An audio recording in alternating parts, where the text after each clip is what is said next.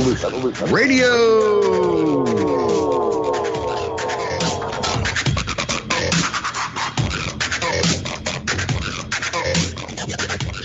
The opinions expressed on this radio station, its programs, and its website by the hosts, guests, and call-in listeners or chatters are solely the opinions of the original source who expressed them. They do not necessarily represent the opinions of Revolution Radio and freedomslips.com, its staff, or affiliates. You're listening to Revolution Radio, freedomslips.com, 100% listener-supported radio, and now we return you to your host.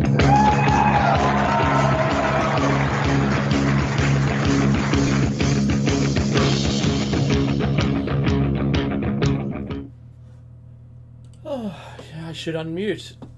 Guess what? You're back with David Mackey's Shiny Side Out on Revolution Radio, the number one listener-supported talk radio on the net.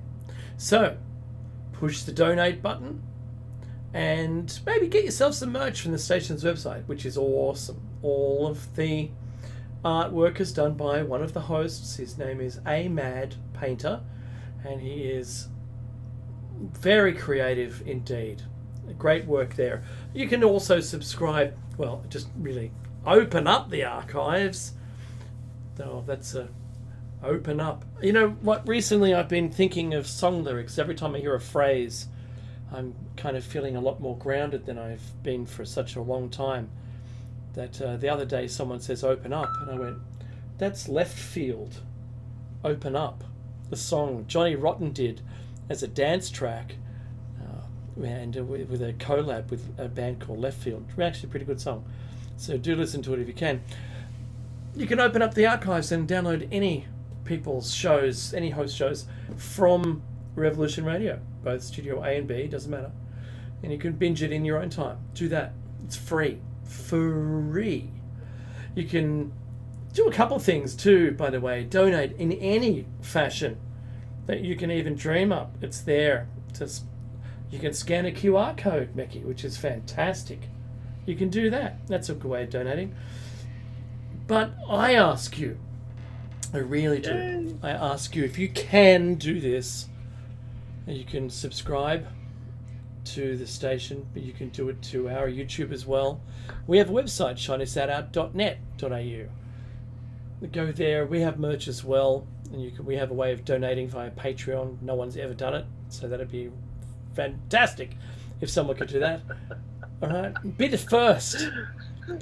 Don't wait. It's missing. You're missing out. It's good that you're the sales. You're the sales guy. That's yeah. I'm really. I can't sell ice to a. No, I couldn't sell ice to someone in Zimbabwe. I'm going to tell you straight away that this is really important. A step closer to being able, because we would like to do this on a full-time basis. We really would like to do this on a full-time basis, but I'm going to ask that you support us as well. And if you're listening to this on YouTube and you've learnt anything, share it with someone else and go, "Have you heard these guys? My goodness me!" Right? Do comment and like it and share it, because that way it helps the algorithm, and you're doing us a favor by doing that. Because we don't get that many views on our stuff, and we really would like to be able to get further out there. And we co-brand our videos with our station that we broadcast through. But because we're going through American media, there are certain things that we can't do. We certainly can't swear on air, which is good. Mickey and I aren't inclined to swear anyway, but if we have a guest on, we do have to remind them that it's not a platform that they can swear on. You know what? If we could have this as a podcast, maybe on Spotify, for instance, I'd trim the front off and pop that up there. But and I'm halfway through kind of seeing what we can do with that. But anyway, we'll see. Still remain on freedomslips.com. Actually, revolution.radio is what it's called now. Now, we are halfway through show number 637. That's true. 730 and 600. And we are talking about the parasitic system, which is inclusive of fiat currency and fractional reserve lending. And this is part 5 in the series where I've got a lot to get through. So let's not beat around the bush and get right onto it, Mackie. Now, from what I understand, we're at a story now, New France, 1685 to 1770. But if you'd like to give some background, go ahead. Yeah, look, we've just talked about essentially the history of money. That's what we shared with you guys last. The development of currency as opposed to barter, as it were. Started in China for all we know, earlier iterations, but now we're talking about what's happening in Europe. And it's only been a few hundred years. And this is, I guess, something that Dave and I have been talking about some time now. The system we all live in, the system we take for granted and don't question, hasn't been around that long. Certainly not in its fully developed state, the one we're living in right now. Right? It's only been a couple hundred years, really. Before that, there was a lot more chaos in the world, people doing their own thing, and now it's becoming a lot more streamlined, a lot more homogeneous, and obviously that's in line with what the globalists want. And you have to understand, as we're talking about the fiat system, the parasitic system, fractional reserve lending, the death of capitalism, all of those wonderful things, you have to understand one overriding thing here. There's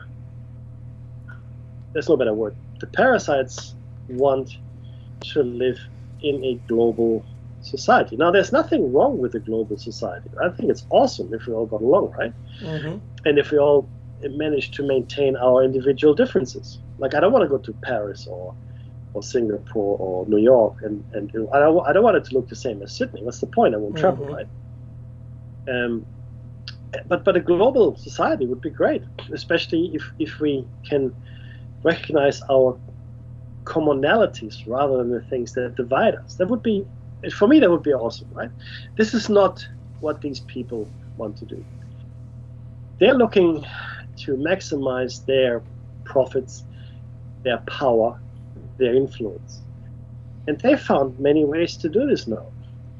What the military-industrial complex has done in the last 70, 80 years is nothing short of astounding. They have completely divorced corporations, businesses, from the national countries, the national entities that birthed them, if you want, and they've become supranational. They're now moving around at will. They're moving around their power plants, their production facilities, their supply chains, their headquarters. The labor force is arbitrary. In fact, the less labor force there is, the better. I mean, this whole AI thing, right? Automation in every sector of life. It's wonderful for them because they're going to wherever it's cheapest, wherever the least rules, or wherever they can exert the most influence on people that do make the rules. Because there's still people that are incorruptible, less and less as we go along, but they still are, right? So this is what we're looking at. We're looking at a parasitic class that likes the global idea, but it's not the global idea that you and I would like. It is for them to use the earth for whatever purpose they see fit, okay, including all the peoples within it. And this monetary system, this economic system we've been living under for the last, 200 to 300 years, let's say, and globally, certainly less than that, less than 100 years. This has been a global manifestation for less than 100 years, okay? And already we have seen several collapses of the system. That's several. Right. Mm-hmm. One of the first collapses we spoke about was in the 1980s, and a lot of people went to jail, right? Yeah. Because there was a lot of malfeasance and corporate, fraud, etc., etc. Fast forward 40 years, not even 40, 30 years, to 2008. Nobody goes to jail. No, that's old school. It's a much bigger problem. It's a much bigger setback, if you want to call it that. And we give those people money to reward. I don't know what we're rewarding here, but clearly something. So the system has taken complete hold of many countries in the world. Iceland being a very prominent exception. Not that it matters. And that's where we are, right? And the thing is this, we know now the system inherently is flawed and it cannot function properly. It will fail because the ultimate underwriting and overriding consideration for this system is limitless growth. Limitless growth in a finite system is very simply insanity. It is insanity. You cannot. Yeah, you can't. You cannot grow forever in a limited system. Even if we explore the solar system, etc., right? We still have a limited system with limited resources. And just look at how quickly human beings can procreate and fill up spaces. So the very underlying concept of limitless growth is wrong. The second underlying concept was that the market will regulate itself. If in a free capitalist society, the market will regulate itself. That is plainly wrong. People, because we're talking about people here, people will always gravitate toward monopoly if they can. It's human nature. If I can control everything, then I will. Right? It's what it is. In monopoly, a duopoly, an oligarchy of companies, it doesn't really matter. But there will always be a fairly significant corrupt element in all of this, if not the overriding consideration. Right? Then, of course, there's the third thing that they thought would happen, which is called trickle-down economics. Oh, you're funny. Trickle. Now, the theory here is if the corporations and the people that head them up and own them are doing well, then everybody's going to do well. There will be high employment, there will be high productivity, and a general raising of the standard of living. That was true for a while in certain countries. It came on the back of other countries, but it was true. That was achieved, but at a cost to the rest of the planet, right? And certainly after World War II, when you talk about economic miracles, well, if something has been bombed to the Stone Age and you're rebuilding it, of course there's going to be a lot of activity. Of course there's going to be a lot of economic growth. Yeah, exactly. Because you've just zeroed them out. They're just zeroed out, right? But trickle-down economics doesn't work. What we're seeing is the opposite. We're seeing we're seeing waterfall up economics. Waterfall up, that's right. Deluge. Right? It's deluge, because more and more wealth is concentrated in the top single-digit percentages of the population. And whenever that has happened in the past, it led to a complete societal collapse.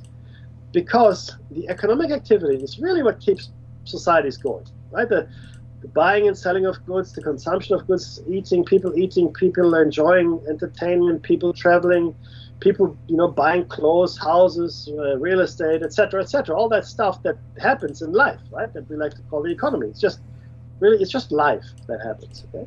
And how you pay for it doesn't really matter, but we choose to pay with fiat currency. Now, the more fiat currency you concentrate in fewer hands, the less is to go around in the economy, right? So people will have less money. Okay, that's interesting. Doesn't mean that inflation is going to go down, because the spending is still up because of super profits and the rich spending and people and things just becoming more expensive. It's a death spiral. It's not that people buy more stuff, but the stuff that they are buying is more expensive. So they're paying more money for the same things they used to buy before. Yeah. Right? It's not that they're buying more things at all. And that's where one of the miscalculations of inflation and the management or mismanagement of the economy really lies.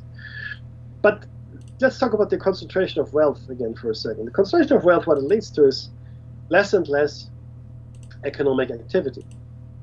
And as the economic activity dies down, well, there's a knock-on effect, because people will lose their businesses, because other people can no longer buy their lunchtime sandwich or their morning coffee or whatever else they might have done, right? Maybe a new suit for work, or a computer for the kids for school or whatever it may be, right? That just doesn't happen anymore.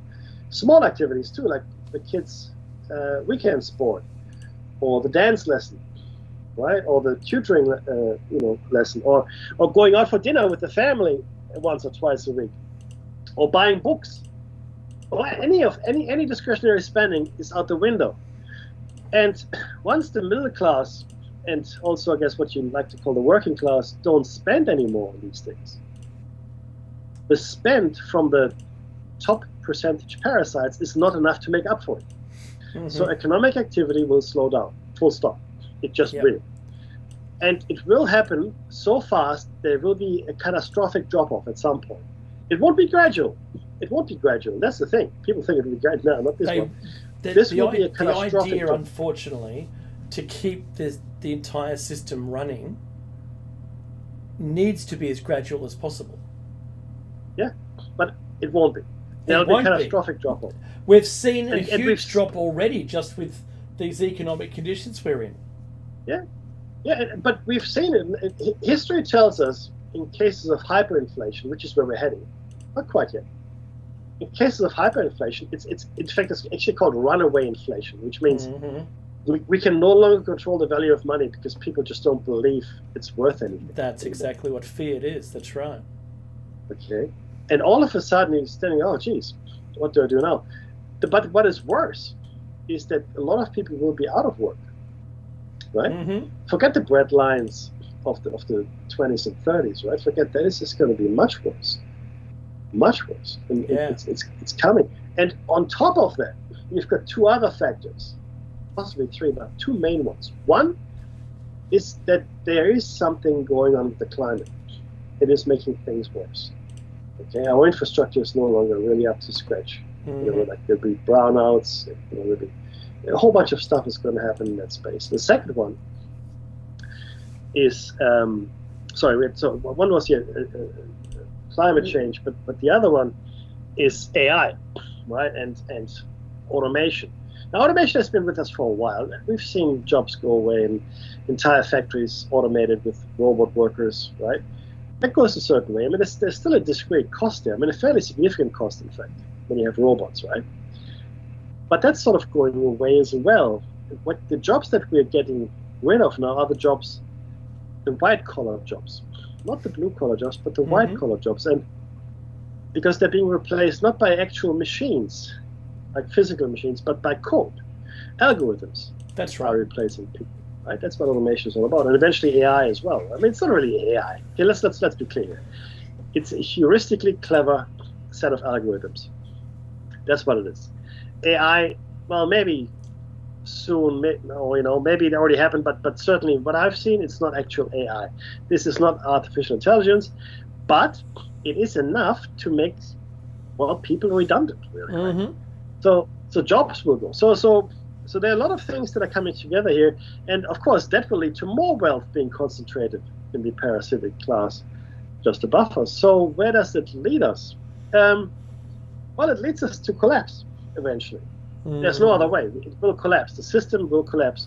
We've seen already in the 80s, in 2008, and then here and there. But I'm talking about like global impact here. Yeah. We've seen what that 2008 is going to be a cakewalk compared to the collapse that's coming. I don't even know what to tell you to prepare for it. Let's buy a farm, move to the country. I don't know. It's not good. And nothing is being done to stop it. In fact, we're doing the opposite. We're mismanaging it so badly that everything is pointing toward a dreadful demise. Look, that's just catching us up where we are. Okay, that's where we are, everybody. I'm glad we're caught up now. We're caught up now. We're caught up. Yep. New France, 1685 to 1770. History of money. Okay. So in the 17th century, New France, now part of Canada, the universally accepted medium of exchange was the beaver pelt. Beavers, right? The fur. Mm-hmm. As the colony expanded, coins from France came to be widely used, but there was usually a shortage of French coins. In 1685, the colonial authorities in New France found themselves seriously short of money. A military expedition against the Iroquois Indians had gone badly and tax revenues were down. Typically, when short of funds, the government simply delayed paying merchants for purchases, but it was not safe to delay the payment of soldiers due to the risk of mutiny. Of course, that's the thing, right? Right? Jacques de Merle, the intendant of finance, came up with an ingenious solution. Now, this is really ingenious. The temporary issuance of paper money printed on playing cards. This was purely a temporary expedient, and it was not until years later that its role as a medium of exchange was recognized. The first issue occurred in June of 1685 and was redeemed 3 months later. However, the shortages of money reoccurred and more issues of card money were made in subsequent years. These cards were readily accepted by merchants and the public and circulated freely at face value. However, given their wide acceptance as money and the general shortage of coinage, many of the playing cards were not redeemed but remained in circulation. Eventually, the governor of New France acknowledged their useful role as a circulating medium of exchange. As the finances of the French government deteriorated because of the European wars, and there were many back then, right, it reduced its financial support for its colonies, so the colonial authorities in Canada relied more and more on card money. Playing cards, guys. By 1757, the government had discontinued payments in coin and all payments were made in paper. In an application of Gresham's law, bad money drives out good money, that's the law, people hoarded gold and silver and used paper money instead. That makes sense. The cost of the war with the British led to rapid inflation in New France. Following the British conquest in 1760, the paper money became almost worthless, but business did not come to a halt because gold and silver had been hoarded back into circulation.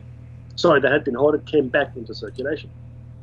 Under the Treaty of Paris in 1763, the French government agreed to convert the outstanding card money into debentures. But with the French government essentially bankrupt, these bonds fell into default, and by 1771, they were worthless. It's a lesson in fiat currency there for you guys. The Royal Canadian Mint still issues playing card money in commemoration of its history, but now in 92.5% silver form with gold plate on the edge. It therefore has an intrinsic value which considerably exceeds its fiat value. Interesting stuff, right, Dave? Shit, yeah, totally. I didn't even know they used playing cards until you said that. So, 18th and 19th century. An early form of fiat currency in the American colonies were bills of credit. Provincial governments produced notes which were fiat currency with the promise to allow holders to pay taxes in those notes. The notes were issued to pay current obligations and could be called by levying taxes at a later time. Since the notes were denominated in the local unit of account, they were circulated from person to person in non-tax transactions. These types of notes were issued particularly in Pennsylvania, Virginia, and Massachusetts.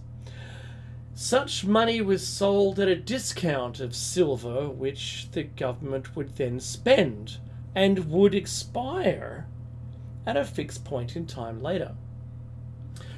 Bills of credit have generated some controversy from their inception. Those who have wanted to highlight the dangers of inflation have focused on the colonies where the bills of credit depreciated most dramatically. New England and the Carolinas. Those who have wanted to defend the use of bills of credit in the colonies have focused on the middle colonies, where inflation was practically non-existent. Colonial powers consciously introduced fiat currencies backed by taxes, e.g. hut taxes or poll taxes, to mobilize economic resources in their new possessions, at least as a transitional arrangement. The purpose of such taxes was later served by property tax. It's still around.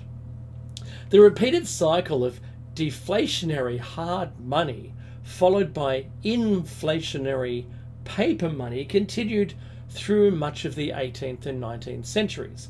Often nations would have dual currencies, with paper trending at some discount to specie-backed money. Examples include the Continental, issued by the US Congress before the Constitution, paper versus gold ducats in Napoleonic era Vienna, where paper often traded at 100 to 1 against gold. The South Sea Bubble, which produced banknotes not backed by sufficient reserves, and the Mississippi Company scheme of John Law. During the American Civil War, the federal government issued United States notes, a form of paper fiat currency popularly known as greenbacks. Their issue was limited by Congress, just slightly over $340 million. During the 1870s, withdrawal of the notes from circulation was opposed by the United States Greenback Party. The term fiat money was used in the resolutions of 1878 Party Convention. Wow. I know, right? I like the seesawing, Mackie, between the paper money. Well, it was convenient. You see, that's the thing. Whereas, of course, gold and silver were considered to be real. That's right.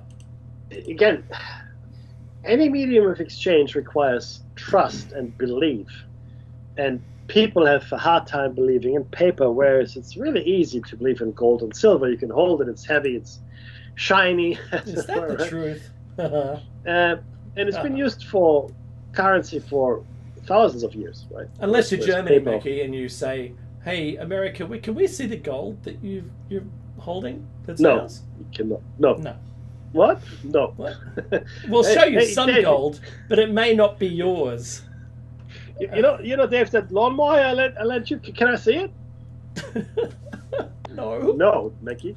You may not. You can see a lawnmower that may not be yours. You can see, or you see an object that it might be lawnmower adjacent. You don't know.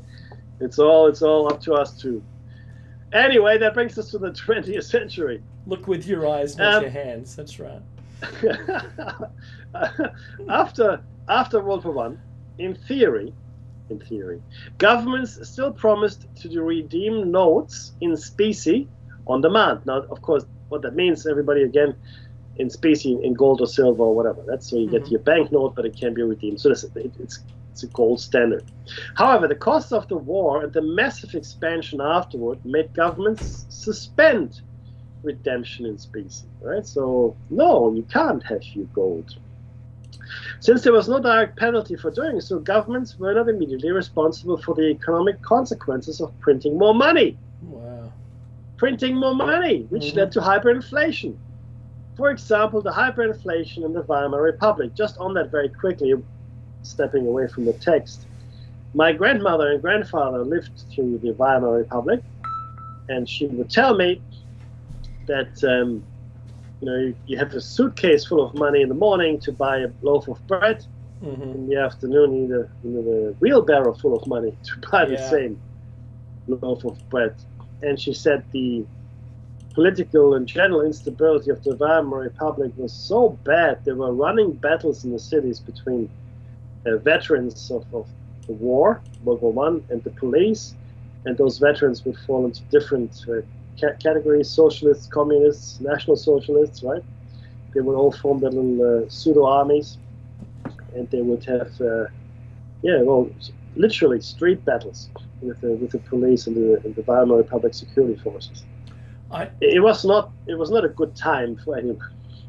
So I went to Fiji once with my mother when I was very, very little, and she gave me the money to buy a Coca-Cola. And I went up to the bar and at the resort we were staying at, because she used to write for Qantas, and I said, "Can I have a Coke?" And they said, "That'll be however many dollars." It was dollars back then, not even cents, dollars. And I looked at my money in my hand, and it's like, that's not a... What? It says on the board behind you that it's like $1.50 or something, right? And he goes, oh, that's wrong. That's wrong now because it had gone up. This morning it was their right currency now. tanked while we were there, and it was now $3. And he couldn't give me the Coke, and I went back to Mum and goes, sorry, inflation, right? I didn't use those words, but they had an argument.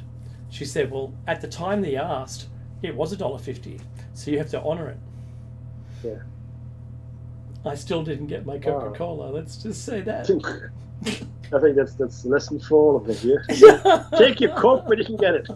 Take all the Coke. Make sure. Take your Coke. No, but that's a really great example, Dave, of what it actually means, where prices rise so fast, Mm-hmm. and this has happened in the Weimar Republic. People actually gave up on putting prices up and then signing it out, right? This is how much it costs. Where it was literally runaway inflation, Mm-hmm.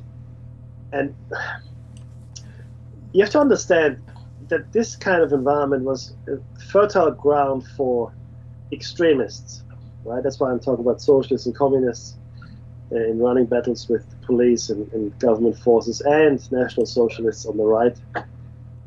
That's what happened. That's just what happened, and ultimately, it was the National Socialists that won out in the Weimar Republic, the short-lived Weimar Republic, which Germany had become after the losses of World War I. From 1944 to 1971, the Bretton Woods Agreement fixed the value of 35 United States dollars to 1 troy ounce of gold. That's the gold. That's what we like to call the gold standard. Now, a troy ounce is about 30 grams of gold, or thereabouts, maybe 35 grams. Right? Gold standard. Other currencies were then pegged to the US dollar at fixed rates. Remember, United States was fixed to gold standard, and then other countries fixed themselves or pegged themselves to the US dollar. So they also were in the de facto gold standard currencies, right? The US promised to redeem dollars and gold to other central banks. Trade imbalances were corrected by gold reserve exchanges or by loans from the International Monetary Fund. But then, what happened?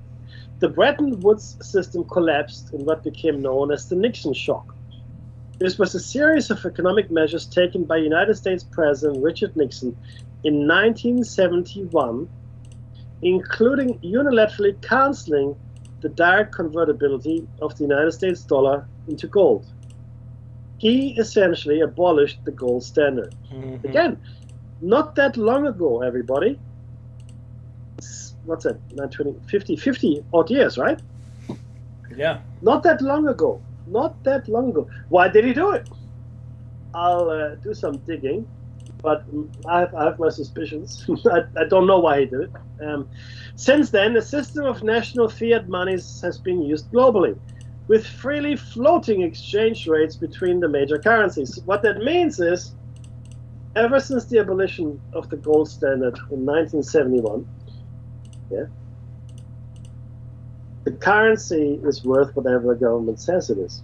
That, of course, is no longer true because we now have inflation. And now some would say mismanaged inflation. I would be one of them. I would be one of the people saying that. So it's okay, right? But I will look into why Nixon did that. But Dave, why don't you take us further? Money creation and regulation? That's the one. Excellent. A central bank introduces new money into the economy by purchasing financial assets or lending money to financial institutions. Commercial banks then multiply this base money by credit creation through fractional reserve banking or lending, which expands the total supply of broad money, which is cash plus demand deposits. In modern economies, relatively little of the supply of broad money is in physical currency.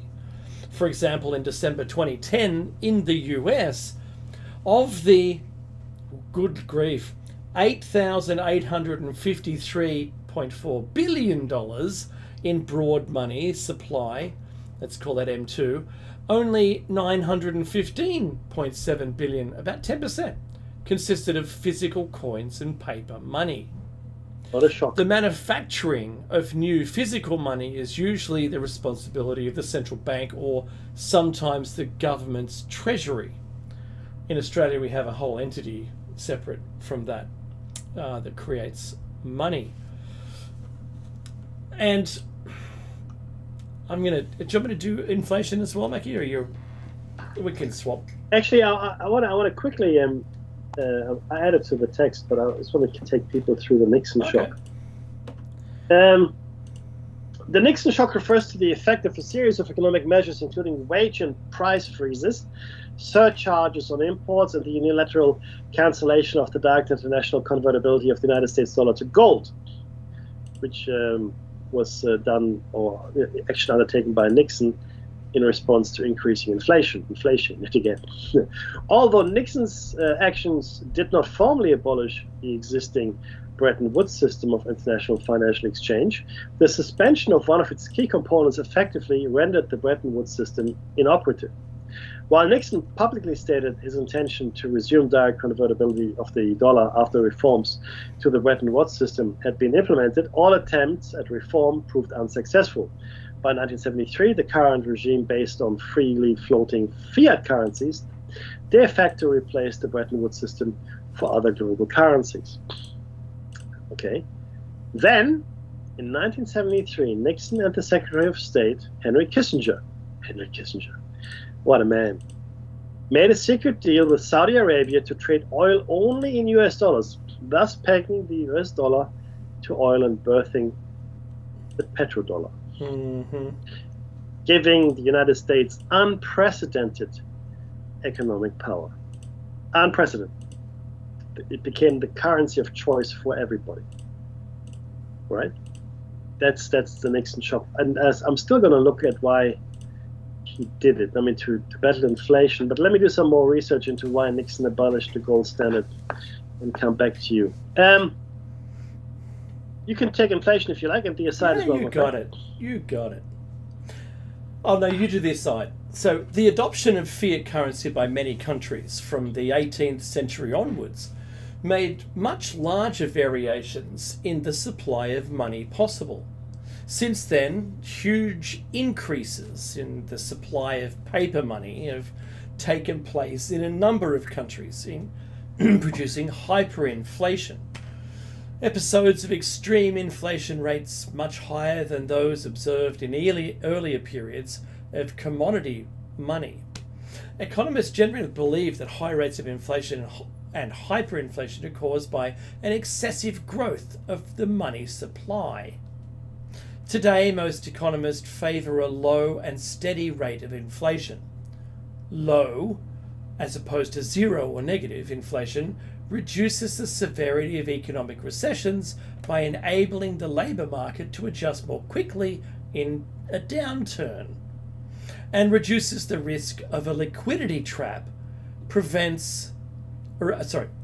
and reduces the risk that a liquidity trap prevents monetary policy from stabilizing the economy.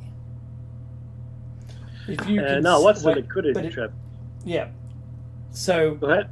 If you consider what's now caused the global inflation to occur, was it any of those things? I think we all know that the Americans are printing money like there's no tomorrow, right? Yeah. And we just magically invented $1 trillion in Australia to handle this is the most debt Australia's ever been in collectively over the entire history of Australia, and that's not going to be a problem. And then rather than paying it back, it's like woohoo, money fight, right? And they're trying to spend it on things.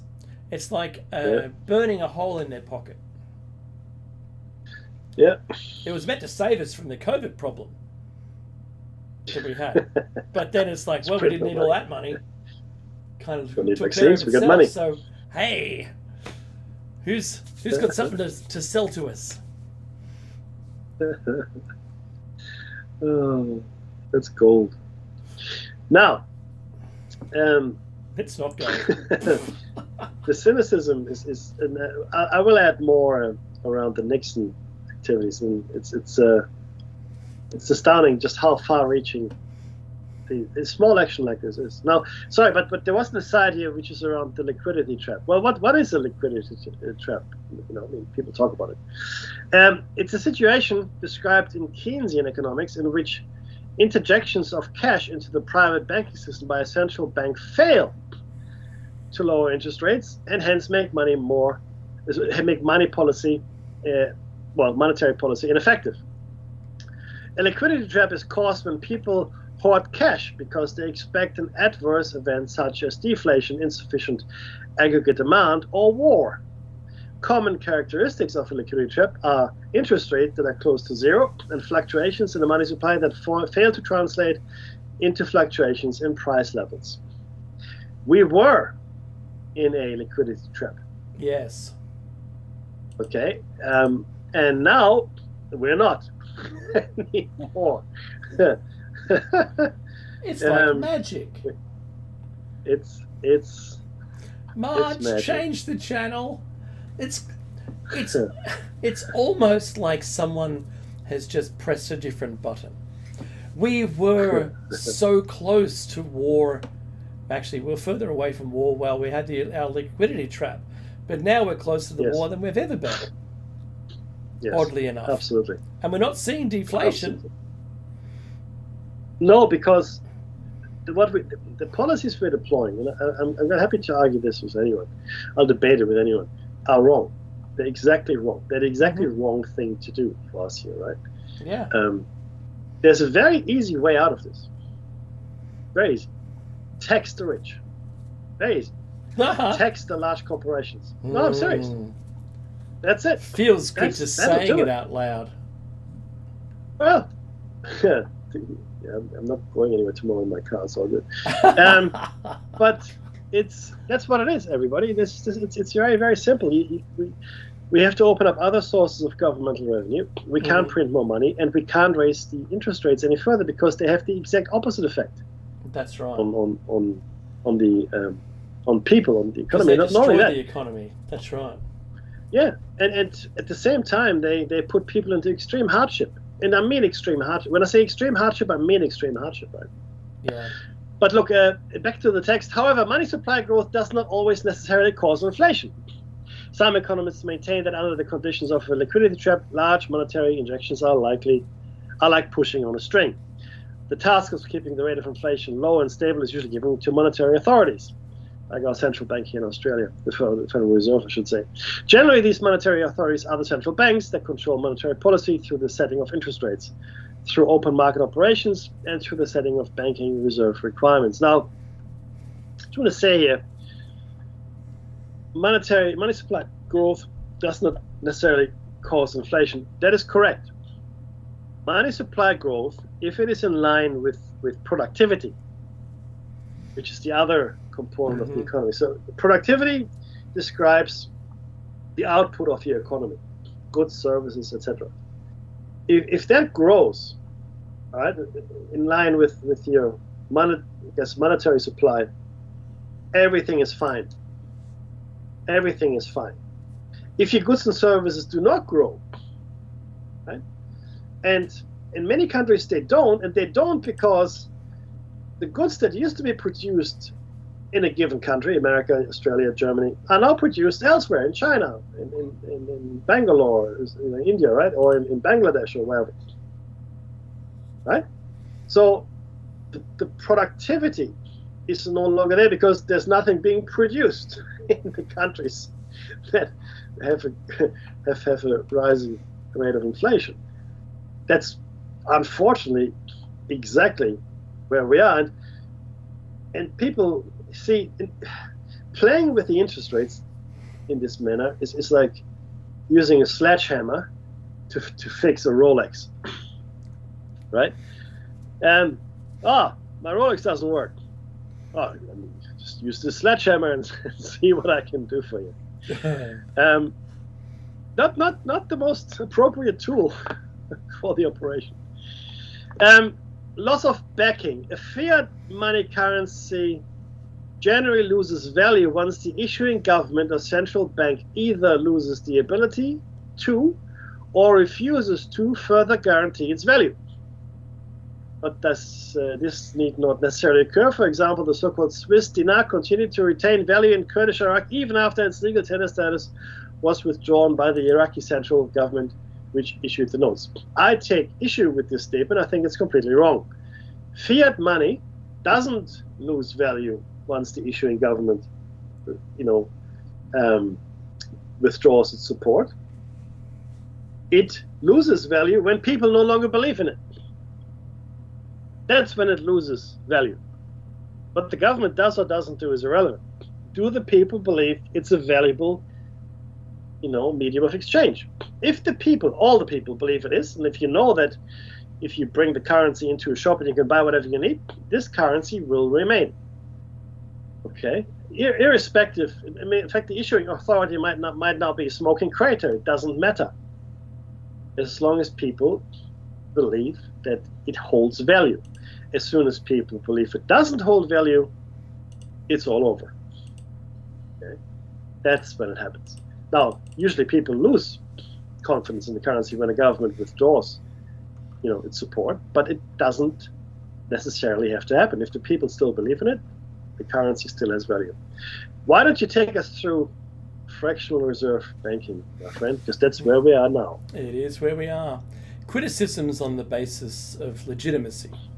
Austrian school economists such as Jesus Herter de Soto and Murray Rothbard have also strongly criticised fractional reserve banking, calling for it to be outlawed and criminalised.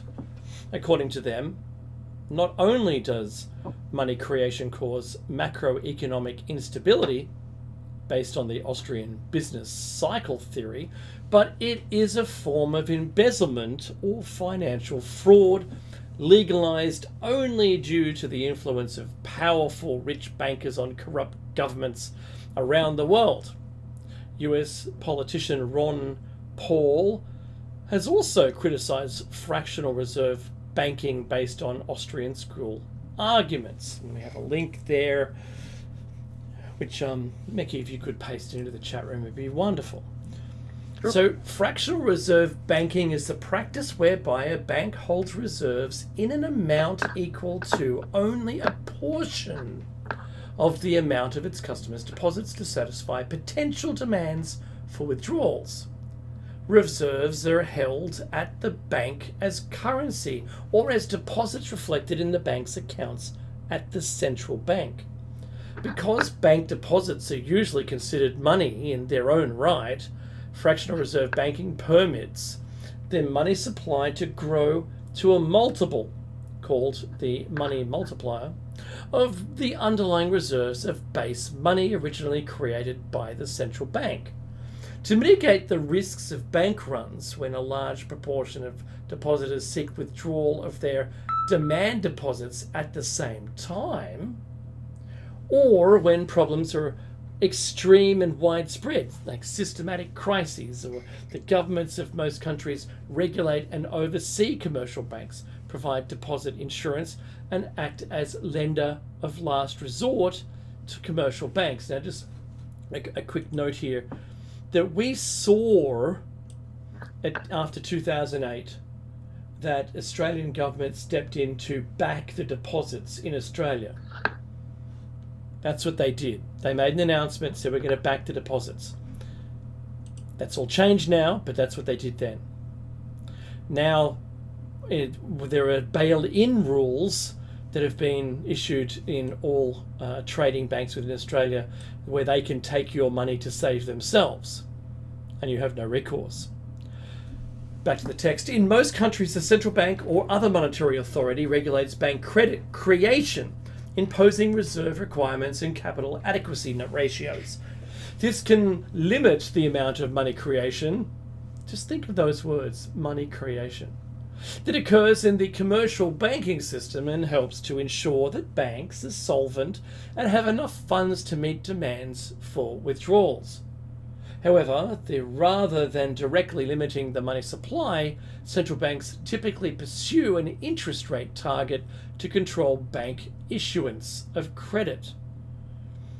And that's fractional reserve banking is the current form of banking practiced in all countries worldwide. Meki, the history. I'd love to, but my word has frozen. Oh, well, that's very funny. So I'll start, and I don't think I'll get to about probably how it works. All right, so history. Do you want to take it? Go on. No. It's 5:52 anyway, Meki. You go. All right. So we've only got 5 minutes. So fractional reserve banking predates the existence of governmental monetary authorities and originated many centuries ago in bankers' realization that generally not all depositors demand payment at the same time. In the past, savers looking to keep their coins and valuables in safekeeping depositories demand gold and silver at goldsmiths, receiving in exchange a note for their deposit. These notes gained acceptance as a medium of exchange for commercial transactions and thus became an early form of circulating paper money. As the notes were used directly in trade, the goldsmiths observed that people would not usually redeem all their notes at the same time, and they saw the opportunity to invest their coin reserves in interest-bearing loans and bills. This generated income for the goldsmiths and left them with more notes on issue than reserves with which to pay them. A process was started that altered the role of the goldsmiths from passive guardians of bullion, charging fees for safe storage, to interest-paying and interest-earning banks. Thus, fractional reserve banking was born. However, slap it. If creditors, that's note holders of gold originally deposited, lost faith in the ability of the bank to pay their notes, many would try to redeem their notes at the same time. That's called a bank run. If in response, a bank could not raise enough funds by calling in loans or selling bills, it either went into insolvency or defaulted on its notes. In such a situation, it's called a bank run and caused the demise of many early banks. Starting in the late 1660s, nations began to establish central banks, which were given the legal power to set the reserve requirement and to specify the form in which such assets called monetary base are required to be held. The reciprocal of the reserve requirement, called the money multiplier, limits the size of which the money supply may grow for a given level of reserves in the banking system. In order to mitigate the impact of bank failures and financial crises, central banks were also granted the authority to central bank storage of precious metal reserves, thereby facilitating transfer of gold in the event of bank runs to regulate commercial banks, impose reserve requirements, and to act as lender of last resort if any bank faced a run. The emergence of central banks reduced the risk of bank runs, which is inherent in fractional reserve banking, and it allowed the practice to continue as it does today. During the 20th century, the role of central banks grew to include influencing or managing various macroeconomic policy variables, including measures of inflation, unemployment, and the international balance of payments. In the course of enacting such policy, central banks have, from time to time, attempted to manage interest rates, reserve requirements, and various measures of the money supply and monetary base. Well done, buddy. Yes. I think we'll leave it. Good work, I think that's where we're stopping. Yep. There was some good reading there. But look, you can see here, it almost came about by accident. Like most things in history, right? The cloud system of computing that we enjoy today, penicillin, brie, and camembert, for that matter, are all happy accidents. And happy accident for the bankers, obviously, is the banking system, Fiat system. And it must have been a clever and, in my opinion, somewhat devious person that realized, I got all this gold sitting here. Nobody really wants it. It's been sitting there for a couple of years. I could really do much more with this than just have it sit there, right? Now, bear in mind, the goldsmiths that were storing the precious metal did it they did it for a fee, and it was not theirs. That's right. It was not theirs to use or give away. So the very first act of using that gold and silver for their own benefit was a criminal action. Okay.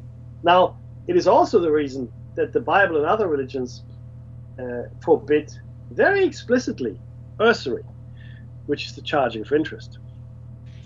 Because you're getting paid for something for nothing. Mm-hmm. That sounds wonderful for me. Guess what, Mackie? There's the music. This has been yet another Shiny Side Out, episode 637. Stay tuned next week for 638 coming up, where we talk about the same things. And for our shows on 7 a.m. Tuesday and Thursday morning, Eastern Standard Time in the US, for Plato's Cave. But in the meantime, Mackie, what do we say? Be safe.